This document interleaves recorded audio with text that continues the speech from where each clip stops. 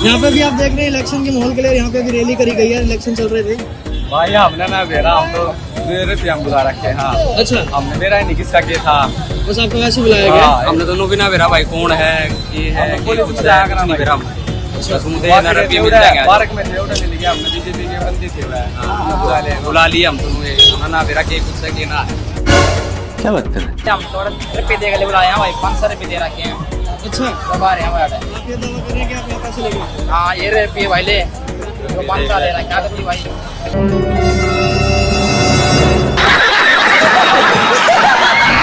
अब बताइए भाई साहब, कुछ बचा? दूध का दूध, पानी का पानी। जहां एक तरफ मोदी जी पैसा देकर भीड़ बुलवा रहे हैं, विपक्ष की पार्टियों में उनकी रैलियों में इतनी भीड़ है कि पुलिस को लाठीचार्ज करना पड़ रहा है। भाई साहब, इसे कहते हैं ऑर्गेनिक। देखिए, जय सलाम और माननीय राष्ट्रपति भारतीय जनता पार्टी को सुनने के लिए आए हैं, उनसे अनुरोध करता हूं कि आवे और अपील करें आदरणीय आनंद मोदी साहब।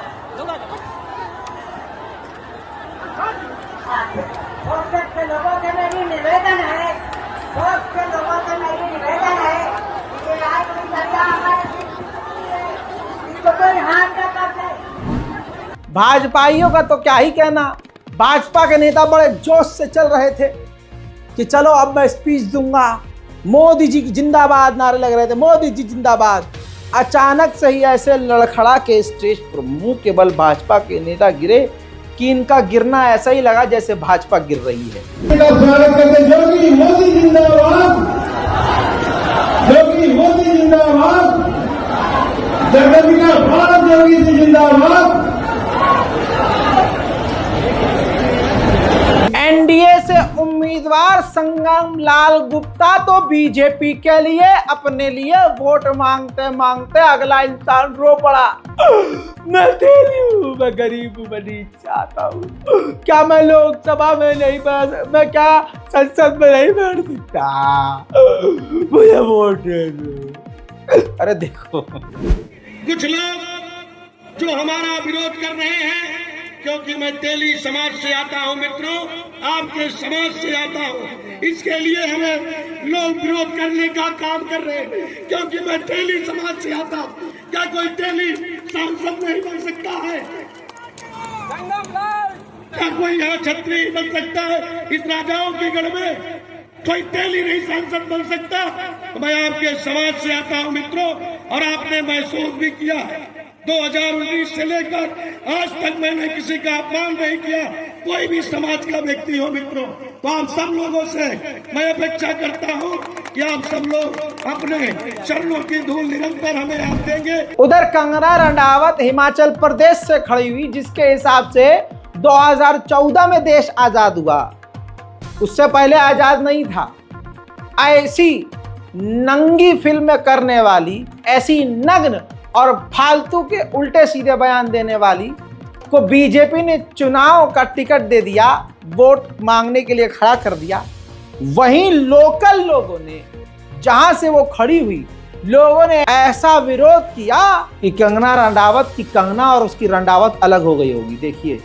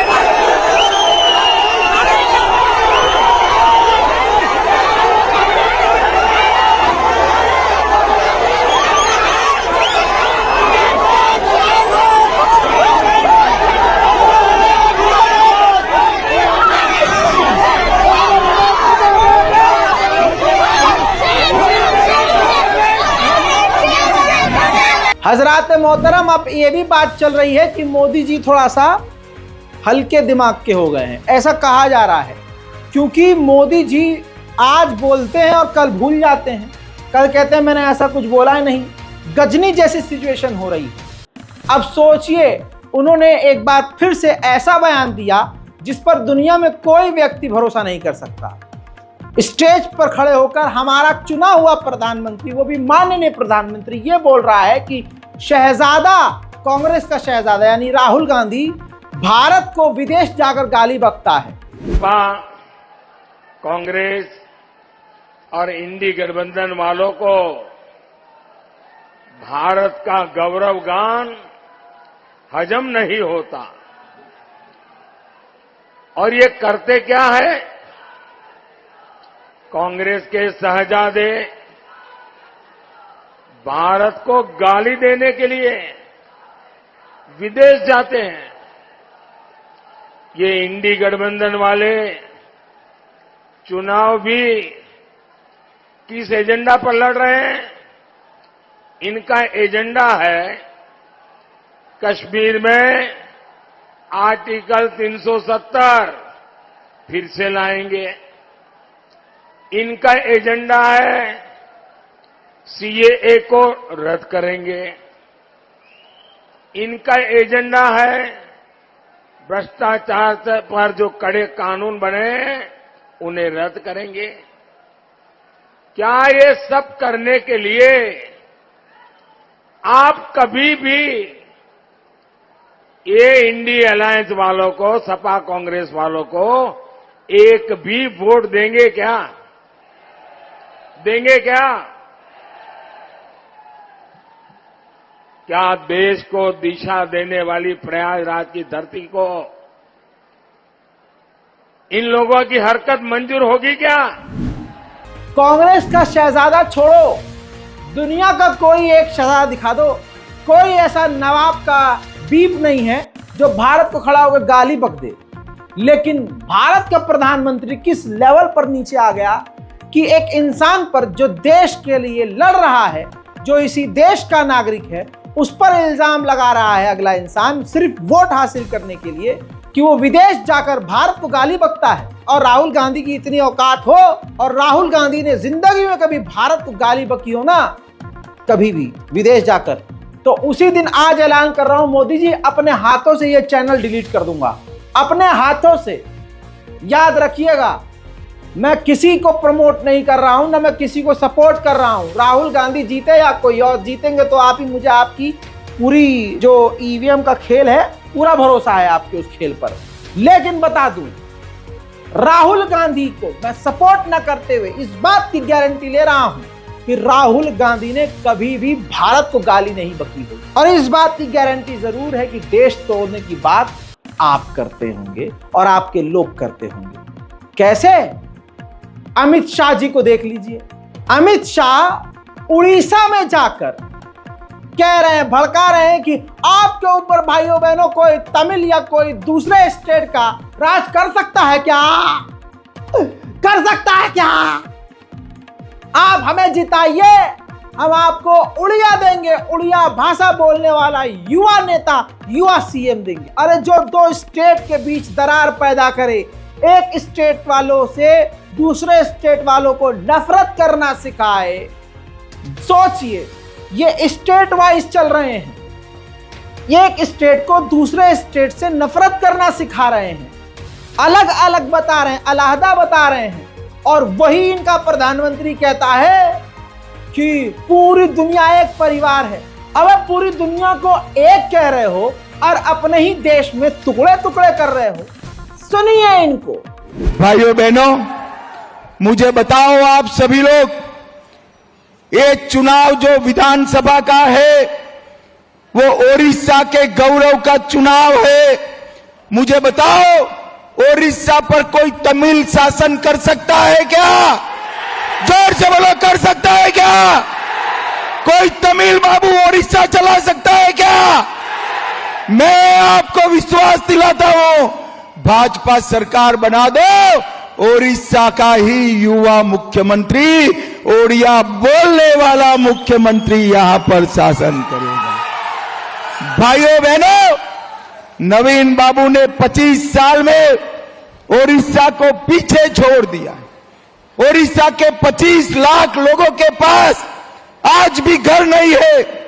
ओडिशा के 26 लाख लोगों के घर में आज भी पीने का पानी नहीं है। हमारे प्रदेश अध्यक्ष और धर्मेंद्र भाई ने तय किया है, आप भाजपा सरकार बना दो, 2 साल में हर व्यक्ति को घर और पीने का पानी देने का काम भारतीय जनता पार्टी करेगी। मेरे दोस्तों, इसी तरह से तमाम बीजेपी के नेता बिल्कुल बौखला गए हैं। जो पार्टी जीत की तरफ बढ़ रही है, जिनका भौकाल सच में है, उनको औरंगजेब, पाकिस्तानी, तालिबानी न जाने क्या क्या कह रहे हैं। अब अखिलेश यादव और उनकी पार्टी के लोगों को सीएम योगी आदित्यनाथ जी कह रहे हैं कि औरंगजेब जैसे हो गए हैं। और फिर औरंगजेब का नाम लेकर मुसलमानों की तरफ इशारा किया जा रहा है, मुसलमानों को टॉर्चर किया जा रहा है। ये बौखलाहट है सिर्फ बीजेपी की। आपका घर, जेवर, पैसा, उसमें से आधा हम लोग ले लेंगे, आधा लेकर के फिर कांग्रेस और समाजवादी पार्टी के गुंडे उसको हड़पेंगे। बहनों और भाइयों, औरंगजेब की आत्मा घुस गई है ये समाजवादी पार्टी और कांग्रेस के लोगों के अंदर। कोई मुसलमान भी अपने पुत्र का नाम औरंगजेब नहीं रखता है। मुगल सल्तनत का सबसे क्रूर बादशाह था औरंगजेब, और इतना क्रूर था, पहले अपने भाई की हत्या किया और फिर अपने बाप को ही कैद में डाल दिया। अब ये तो इन्हीं लोगों का इतिहास होगा। लेकिन उधर आप देख लीजिए, चुनाव आयोग को हम देख रहे हैं, गवाह हम बन रहे हैं कि चुनाव आयोग नंगा है, नंगा पूरी तरह से। अमित शाह हिंदू मुसलमान खुद खड़े होकर रहे हैं, कह रहे हैं कि हमने कांग्रेस को राम मंदिर के उद्घाटन का न्योता भेजा था, लेकिन वो इसलिए नहीं आए ताकि उनके वोट बैंक नाराज ना हो जाए, और उनका वोट बैंक घुसपैठिए है, घुसपैठिए। सवाल ये, कौन है घुसपैठिया? पिछले कई सालों से तुम्हारी देश में सरकार चल रही है, ऐसे में कौन भारत में घुसाया? बात सिर्फ सीधी ये है कि ये मुसलमानों की तरफ इशारा करके हिंदुओं को वर्गला कर सिर्फ खुश करके वोट हासिल करना चाह रहे हैं, बेवकूफ बनाकर। सुनिए। भाइयों बहनों, ये राहुल बाबा और अखिलेश को निमंत्रण मिला था, डिंपल भाभी और प्रियंका जी को भी मिला था कि आप आइए प्राण प्रतिष्ठा महोत्सव में। मगर वो नहीं गए। बोले क्यों नहीं गए मालूम है आपको? मालूम है? मैं बताता हूं। वो डर के मारे नहीं गए। किससे डरते हैं? अपनी वोट बैंक से। मड़ियाऊ वालों, आप उनकी वोट बैंक नहीं हो। उनकी वोट बैंक कौन है मालूम है ना? कौन है? ये जो घुसपैठिए है ना, ये उनकी वोट बैंक है। घुसपैठिए उनकी। भाइयों बहनों, मोदी जी ने ट्रिपल तलाक समाप्त किया। अच्छा किया या बुरा किया? जो अब बताइए कौन देश को बांट रहा है?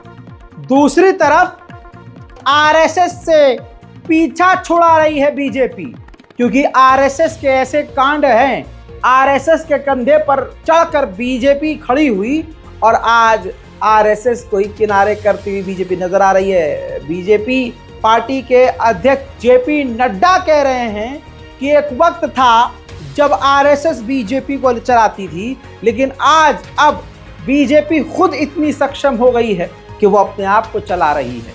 ये मेरे जुमले नहीं है, जी हाँ, ये जेपी नड्डा साहब के बयान हैं। आइए अगर बात करें राहुल गांधी की, उर्फ उनकी नजर में पप्पू की, तो ये पप्पू से मोदी जी डर क्यों रहे हैं? खुद पप्पू पूछ रहा है। राहुल गांधी ने कहा, एक पत्रकार ने चिट्ठी लिखी कि मोदी जी और राहुल गांधी को डिबेट करनी चाहिए। मैं 24 घंटे जहां मोदी जी कहेंगे वहां आने को, डिबेट करने को तैयार हूं। लेकिन आप बताओ क्या मोदी जी आएंगे? 2-3 इंटेलेक्चुअल्स ने, पत्रकारों ने मुझे चिट्ठी लिखी, पब्लिक अनाउंसमेंट किया और नरेंद्र मोदी जी को चिट्ठी लिखी और कहा कि नरेंद्र मोदी जी, लोकतंत्र में डिबेट होना चाहिए, डिबेट जरूरी है, आपको राहुल गांधी के साथ डिबेट करना चाहिए। जो आपके विचार हैं आप रखिए और जो राहुल गांधी के विचार हैं वो भी रखेगा। सही बात है ना? मैं तैयार हूं कहीं भी किसी टाइम भी नरेंद्र मोदी डिबेट करें मेरे साथ। आपको क्या लगता है नरेंद्र मोदी डिबेट करने आएंगे? नहीं आ सकते हैं, क्योंकि मैं आपको बताता हूं क्या होगा। सीधी सी बात है, नरेंद्र मोदी जी आएंगे, पहला सवाल मैं उनसे पूछूंगा, नरेंद्र मोदी जी आप मुझे बताइए, ये अदानी जी जो हैं इनका आपके साथ क्या रिश्ता है? हिंदुस्तान में आपने इनको एयरपोर्ट दिए, पोर्ट्स दिए, इंफ्रास्ट्रक्चर दिया, डिफेंस इंडस्ट्री आपने इनको दे दी, अग्निवीर आपने इनके लिए किया, जवानों से शहीदों का हक खींचीना। तो सबसे पहले उधर भाजपा पूरी तरह से बौखला गई है, ऐसे ऐसे बयान दे रही है कि हमारे हिंदू भाई खुद ही सर खुजा रहे हैं। अब मोदी जी ने कहा है कि इंदिरा गांधी के वक्त सबसे ज्यादा महंगाई थी। हाँ, अब बहुत ज्यादा सस्ताई हो गई है भाई। सबसे कम महंगाई हमारे इस दौर में है, भाजपा के दौर में है। आप हिंदू हैं, मुस्लिम हैं, उससे फर्क नहीं पड़ता। अपने दिल पर हाथ रखिए और बताइए क्या मोदी जी का ये बयान सही है? नहीं, थूकने की जरूरत नहीं है, बस इतना कमेंट कर दीजिए कि सही है कि गलत। विपक्ष की पार्टियों को पहले ही भाजपा तोड़ चुकी है, कानून के पचड़े में फंसा चुकी है। कल शाम 5 बजे फैसला आने वाला था मनीष सिसोदिया के बेल को लेकर। हाईकोर्ट ने बेल खारिज कर दी, कह दिया कि आरोपी जो है वो बहुत प्रभावशाली है, दमदार है, आजाद होने के बाद वो सबूतों से छेड़छाड़ कर सकता है। कलकत्ता हाईकोर्ट के जज चित्तरंजन दास रिटायर हो रहे हैं। रिटायर होने से पहले उन्होंने कहा कि रिटायर होने के बाद मैं आरएसएस में जाऊंगा। जज बनने से पहले मैं आरएसएस में था, अब रिटायर होने के बाद वापस वहां जाऊंगा। अब इस बयान से आप समझ सकते हैं कि इन्होंने अपने पूरे कार्यकाल में किस तरह के फैसले दिए होंगे, क्या ही मुसलमानों को इंसाफ दिया होगा, और इतने लंबे समय जज रहने के बाद वापस आरएसएस में जा रहे हैं, तो आगे क्या करेंगे? मेरे दोस्तों, भाजपा इतनी बौखला गई है और भाजपा के भक्त इतने ज्यादा गू के नशे में हैं कि कुछ भी बोल देते हैं। मैंने बहुत पहले कहा था कि हिंदुत्व का अपमान करने वाला, अपनी देवी देवता का अपमान करने वाला अगर कोई शख्स है तो अंधभक्त है और कोई नहीं है। संबित पात्रा जो सिर्फ हर जगह हगता रहता है, उसने भगवान जगन्नाथ को मोदी का भक्त बता दिया था। कह दिया था कि भगवान जगन्नाथ भी मोदी के भक्त हैं। ये अंध भक्ति में इतने डूबे हैं कि किसी कोई इंतहा नहीं है। जब हिंदुओं को लगा कि ये तो कुछ ज्यादा ही हो गया, विरोध हुआ, तो माफी वीर बनने में इसे समय नहीं लगा। संबित पात्रा ने माफी मांगी और कहा कि जबान फिसल गई थी।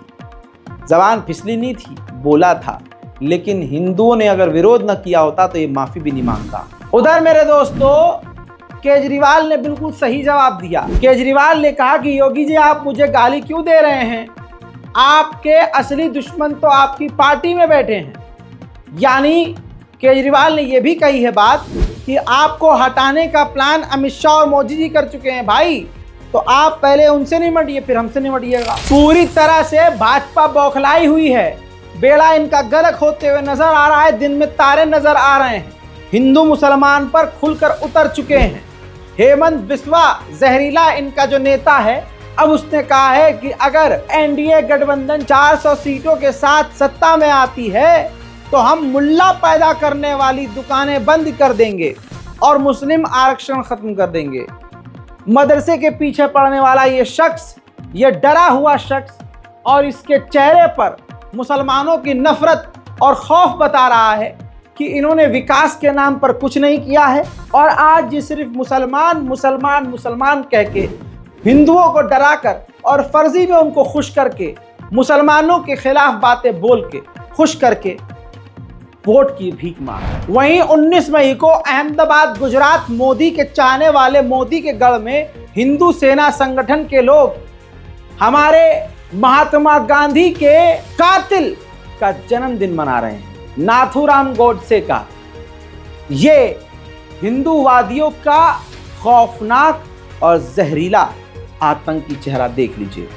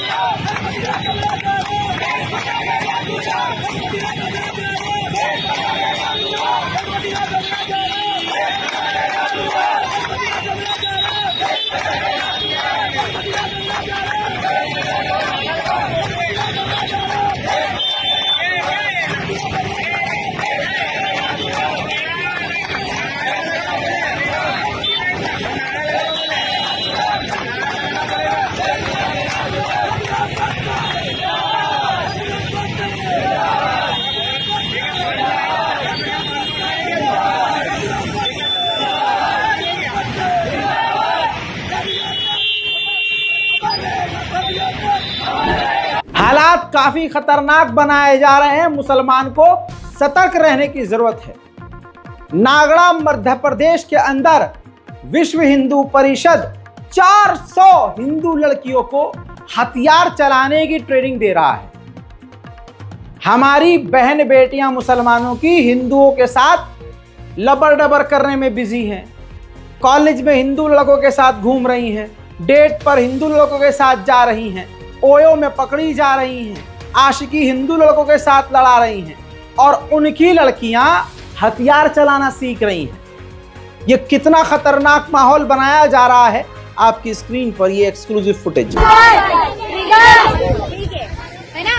अब इसमें पोजीशन होती है 3। कितनी पोजीशन होती है? 3।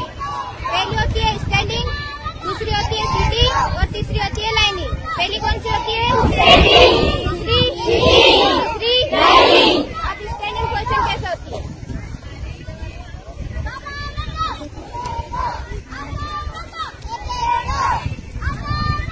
भूत शस्त्र विभाग शाह 1, 2, 3। स्टैंडिंग पोजीशन विभाग शाह 1, 2,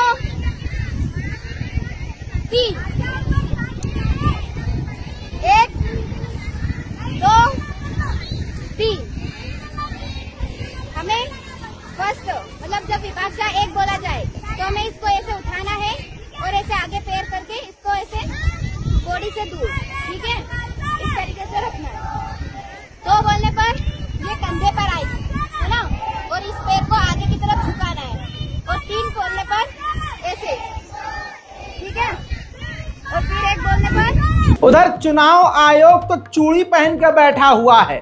भारत की राजधानी दिल्ली के अंदर आतंकी सोच रखने वाली नवनीत राणा बीजेपी का प्रमोशन करते हुए भारत की छाती दिल्ली में बैठकर कह रही है कि जो केजरीवाल और कांग्रेस को वोट देगा वो समझो पाकिस्तान को वोट देगा। इनकी औकात ही नहीं है बिना पाकिस्तान, बिना इस्लाम, बिना मुसलमान का नाम लिए वोट जीत कर दिखा दें।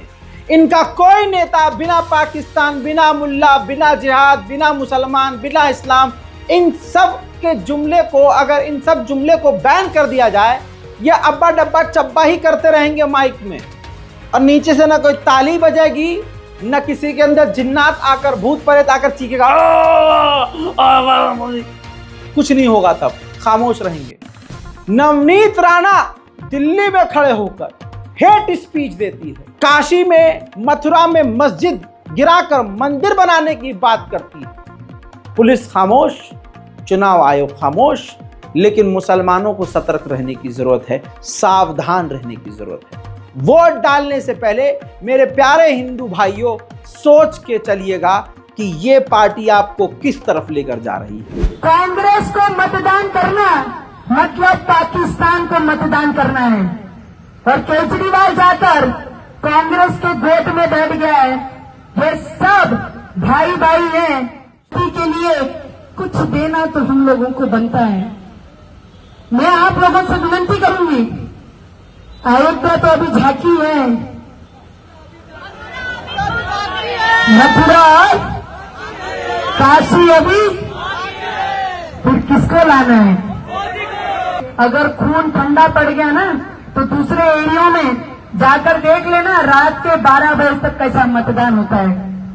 जाके जरूर देखना चाहिए कि हम जिस विचारधारा के लोग हैं, अगर हमारा मतदान 100% नहीं होगा तो आने वाले समय में इंडोनेशिया में क्या हुआ, पाकिस्तान कैसे जम्मू कश्मीर को लेके जाता है और उसे खींच के लाने वाला 370 हटाता है, वो सब चीजें अपने नजरों के सामने रखना और इतनी जोर से कमल का बटन दबाना कि देश में जितने झुंड में ये गीदड़ खड़े हैं ना, इनकी पूरी सर से लेके पैर तक अंगार होनी चाहिए कि ऐसा भी देश प्रेमी, ऐसे भी देश को प्रेम प्यार करने वाले लोग इस भारत देश में हैं। उधर हजरात मोहतरम गोदी मीडिया का स्तर देखिए, भगवा लुंगी पहनकर, सर पर अंगोछा बांधकर, जाहिल और गुंडे की तरह, कन्नड़ समझ लीजिए, पता नहीं कौन सी लैंग्वेज है, आप समझ सकते समझिए, लेकिन जाहिलाना गंदा लिबास पहनकर गुंडागर्दी करते हुए छिछोरों की तरह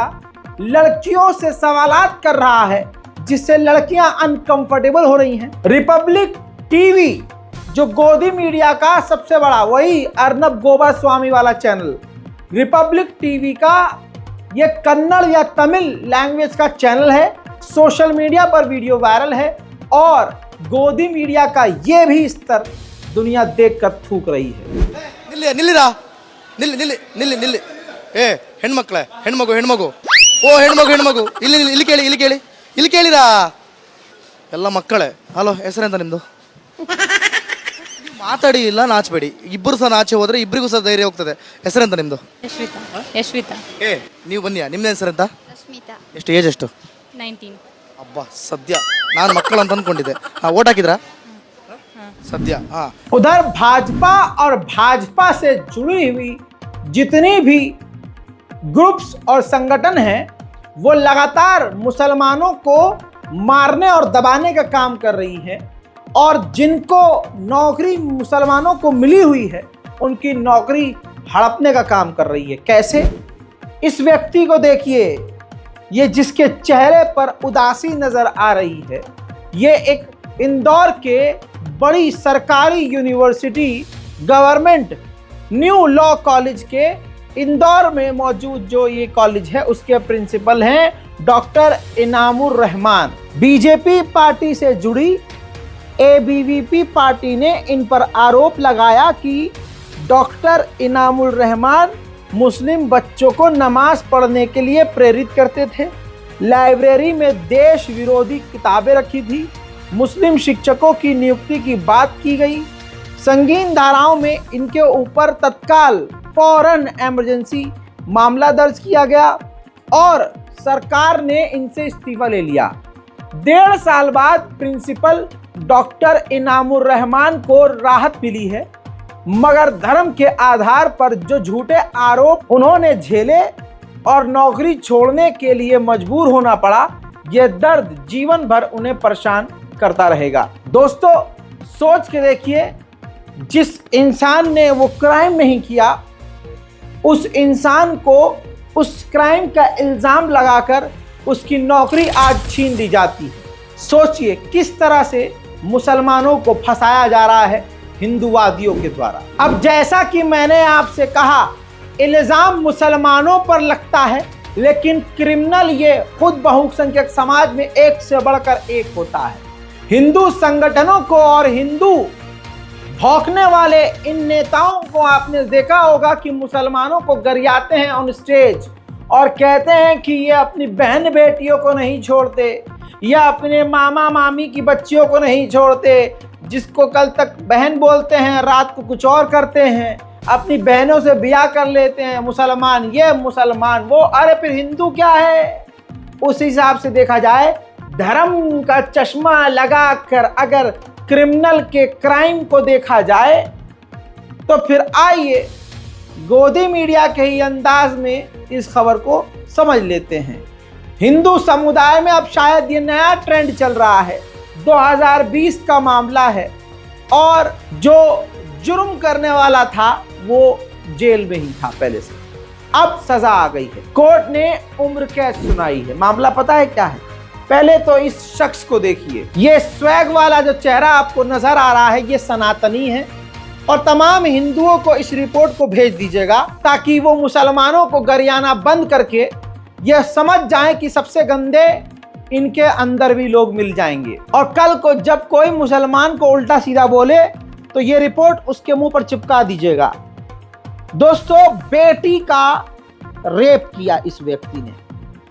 नाम इसका प्रवेश तोमर है। इस प्रवेश तोमर के चेहरे को ठीक से दिमाग में बिठा लीजिए और नाम प्रवेश तोमर याद कर लीजिए। अब सोशल मीडिया पर अगर कोई हिंदू मुसलमान पर इल्जाम लगा रहा है और मुसलमानों के खिलाफ उल्टा सीधा बोल रहा है तो इस रिपोर्ट को ट्रिम करके, काट करके, छाट करके, ये खासकर ये रिपोर्ट उसके कमेंट सेक्शन में घुसा दीजिएगा। आपका उसके कमेंट सेक्शन में इस वीडियो का घुसाना ऐसा होगा जैसे कि आपने उंगली ही घुसा दी हो और नाच के रह जाएगा कि देख, तेरे चाचा, तेरे मामा, तेरे अब्बा अपनी सगी बेटियों का बलात्कार करते हैं। फारुखाबाद कोर्ट ने सोमवार को राजस्व विभाग के पूर्व लेखपाल प्रवेश तोमर और मनोज शाक्य, विमल कुमार, विष्णु शरण रस्तोगी, सोनू तिवारी को उम्र कैद की सजा सुनाई है। प्रवेश तोमर अपनी सगी नाबालिग बेटी से रेप करता था और दोस्तों से भी करवाता था। परेशान मां ने बेटी को पिता से निजात दिलाने के लिए जयपुर में एडमिशन दिलाया तो ये दरिंदा पिता भी उसकी आबरू लूटने उसके कमरे पर पहुंच जाता था। मामला 2020 में खुला, तब ये लोग जेल चले गए थे। कोर्ट का फैसला अब आया है। प्रवेश तोमर, ये नाम याद रखिएगा हुजूर, फिर से बता रहा हूं। सनातन धर्म का, हिंदू धर्म का प्रवेश तोमर खुद अपनी सगी बेटी, नाबालिग बेटी का बलात्कार करता था, उसके जिस्म को नोचता था, मजे लूटता था, फिर अपने 4 हिंदू सनातन साथियों को बुलाकर अपनी सगी बेटी के जिस्म को निचवाता था। कौन सा धर्म? सनातन। नाम क्या? प्रवेश वर्मा। पोस्ट क्या? राजस्व विभाग का पूर्व लेखपाल। ऊंचा पद, सरकारी नौकरी। अंधा पैसा, हरकत नीचता। अब अगर कोई मुसलमानों पर उंगली उठाए तो उसकी उंगली तोड़कर उसके कहां डालनी है आपको मालूम। हजरात, उधर गुरुग्राम से ऐसा मामला आया है कि अगर आपकी गर्लफ्रेंड होंगी तो थोड़ा सहम जाएंगे। वैसे भी लौंडियों का गुस्सा 7वें आसमान पर होता है। जैसे ही लड़की को पता चलता है कि सामने वाला हमसे बहुत प्यार करता है तो ऑटोमेटिकली उसका गुस्सा आसमान पे ही रहता है कि भैया अब मैं गुस्सा रहूंगी और ये खुद मनाने आएगा। गुस्सा दिखाने का अधिकार सिर्फ मुझे ही है। और अगर रिलेशनशिप शुरू हो गया तो पूछिए ही मत। अच्छा, रिलेशनशिप सीरियस चाहिए, लड़का कंट्रोल में चाहिए, लड़का किससे बात कर रहा है किससे नहीं बात कर रहा है सारी जानकारी चाहिए, लड़के पर इनका फुल कंट्रोल चाहिए। लेकिन लड़का अगर चाहे कि नहीं, लड़की मेरे हिसाब से रहे, उससे बात ना करे, यहाँ ना जाए, वैसा ना करे, ये गलत चीज़ है, मेरे अलावा किसी और के साथ कहीं और न जाए, मेरे अलावा किसी और लड़के से बात न करे, तो लड़कियों को ये पाबंदी लगने लगता है। गुरुग्राम में ये गिरफ्तार हुई महिला जो अपना मुंह छुपा रही है लड़की, बता दूं कि इसने अपने बॉयफ्रेंड को कत्ल कर दिया। कहानी बड़ी इंटरेस्टिंग है लेकिन शॉर्ट है, सुनिए। नीतू उर्फ निशा, गुरुग्राम में इसने अपने बीएफ को, बॉयफ्रेंड को रोटी बनाने वाले तवे से ताबड़तोड़ वार कर कर के मार डाला। जब नीतू को गिरफ्तार किया गया तो पूरी कहानी सामने आई और नीतू ने सिर्फ इतना बताया कि 6 साल से लिव इन रिलेशनशिप में थी और अब उसका जो बॉयफ्रेंड था उसको रोक टोक ज़्यादा कर रहा था, ये मत करो, ऐसा मत करो। बस किसी बात पर गुस्सा आ गया और मैंने तवा उठा के अपने बॉयफ्रेंड की टाट पर कई बार मार डाला और मैंने उसको इस तरह से कत्ल कर दिया। और लड़कियां मासूम होती हैं भाई, वाह, बहुत बढ़िया लड़कियों, बहुत बढ़िया। अब मेरे दोस्तों, हालात इतने ख़राब हैं, क्या कहें लड़कियों को भैया, अभी ठीक से उगी नहीं होती हैं कि आशिकी का भूत सर पर सवार हो जाता है। यूपी के कन्नौज का एक मामला है।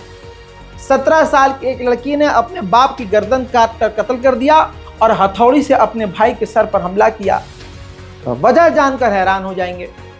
17 साल की लड़की निधि, क्या उम्र है 17 साल, तो निधि नाम की 17 साल की लड़की अपने ही घर में अपने बॉयफ्रेंड को बुलाकर ढिंका चिका कर रही थी। ढिंका चिका ए ए ए ए। भाई साहब, काम वासना जाग जाती है आजकल। वक्त से पहले पॉर्न देखना, रील देखना, अब पॉर्न की जरूरत ही नहीं है भाई। रील पे देख लो, गंदी गंदी फिल्में आ रही हैं, गंदी गंदे शॉर्ट्स आ रहे हैं, गंदे गंदे वीडियोस आ रहे हैं। अभी लड़की उगती नहीं है, बॉयफ्रेंड पहले बन जाता है। आजकल माहौल ये है, लड़की 7वीं 8वीं क्लास में होती है और बॉयफ्रेंड उसका कॉलेज का होता है। अंकल, ये चल रहा है शुगर डैडी वाला हिसाब। ये भी एक अलग ट्रेंड है। इंशाल्लाह बनाऊंगा इस पर भी खास वीडियो, बड़े डिटेल में बताऊंगा। दोस्तों, निधि अपने बॉयफ्रेंड के साथ अपने घर में ही सेक्स कर रही थी। बाप आ जाता है और बाप देख लेता है, जिसके बाद ये अपने बाप से हाथापाई करते हुए अपने बाप की गर्दन को काट देती है। बाप मर जाता है। ये सारा मामला आधी रात का है। भागती हुई जाती है, सोचती है मेरा भाई न देख ले। भाई को पहले से इनके रिलेशनशिप के बारे में मालूम ही था, ऐसा लगता है कहानी से।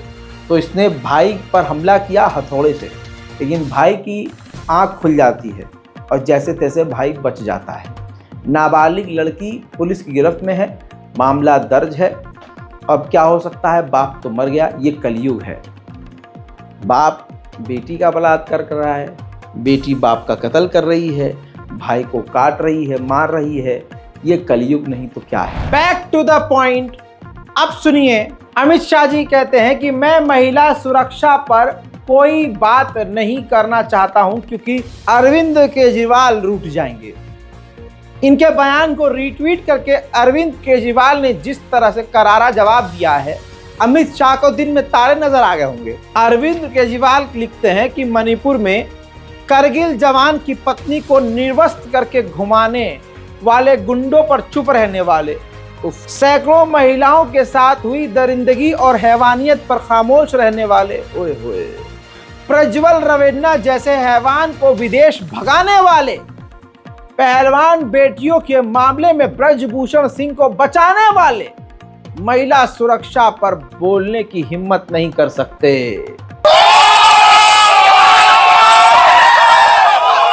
ये सच्चाई है दोस्तों, भाजपा की यही सच्चाई है। हालात हमारे कौम के भी बुरे हैं, समाज के भी बुरे हैं, देश के भी बुरे हैं। दुनिया अब शायद रहने लायक नहीं है, कयामत आने वाली है। मेरे दोस्तों, अपने घर में बहन बेटियों पर नज़र रखिए। हमारी कौम की लड़कियों से और ख़ासकर कौम के मुस्लिम नौजवानों से और मुस्लिम माँ बाप से हाथ जोड़कर, जिनके पोता पोती हैं, नाती नतनी हैं, भांजियाँ हैं आपकी, भतीजी हैं आपकी, कॉलेज जाती हैं, जॉब पर जाती हैं, उनसे ये रिक्वेस्ट कीजिए कि देखो, सारा दिन तुम डेली सोप देखती हो, पाकिस्तानी सीरियल देखती हो, इतना टाइम होता है, दिन में एक बार रज़ाग्राफी की नेशनल प्राइम टाइम ज़रूर देखो।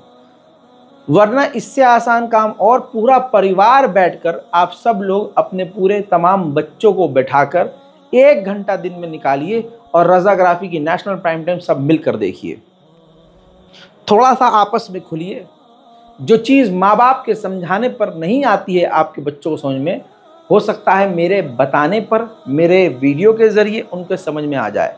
इसलिए गुजारिश करूँगा कि तमाम अपने बच्चों को आप सभी लोग हमारे वीडियो इस नेशनल प्राइम टाइम को रिकमेंड कीजिए, ताकि उन्हें देश में क्या हो रहा है ये पता चले, समाज में क्या चल रहा है ये पता चले, और इन तमाम चीज़ों के बाद उनके दिमाग को एक पॉजिटिव पैकेज मिल जाए और आपकी वो कद्र करें और उनको समझ में आए कि क्या करना है और क्या नहीं। रिपोर्ट को शेयर कीजिए। जय हिंद।